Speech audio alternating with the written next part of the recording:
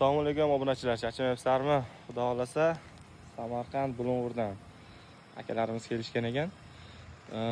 Bitta katta, bitta kichkina apparatimizga, xudo xolasa mana bu katta apparatimizga o'sha kuni aytib o'tgandik. Bulung'urga sotilgan apparatimizni hozir kichkinasiga ham do'kon ketishyapti. Bitta katta, bitta kichkina apparat Samarqand Bulung'ur tumaniga chiqazib yuboryapmiz.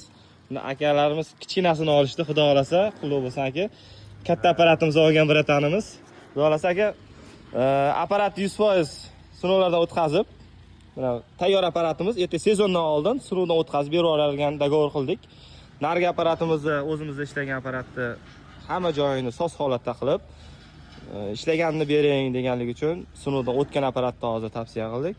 Xudo xolasa kuzgi kunida bemalol yorug'ingiz bilan aka.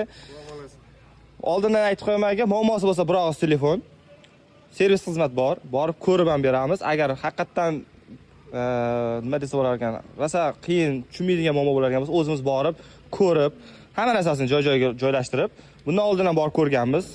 Sizlarga ham xudo xolasa borib ko'raveramiz, muammosi yo'q. Zapchast masalasi qiynaladigan bo'lsanglar, tanishlarning nomerini berib, sizlarga zapchast yetkazib berishga harakat qilamiz. Bundan keyingi obunachilarga tavsiya qilib qolasizlarmi aka?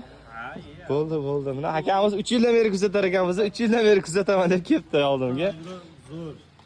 Niyat qilgandek mana xudo xolasa aka. Xudo xolasa aka, hammamizga yetkazsin. Apparatlar ko'p, kelaverasizlar. Bu yoqda xudo xolasa mana bitta katta apparatimiz qolgan, naryoqda ikkita kichkina bochka yasalyapti yana. Kelaverasizlar obunachilar.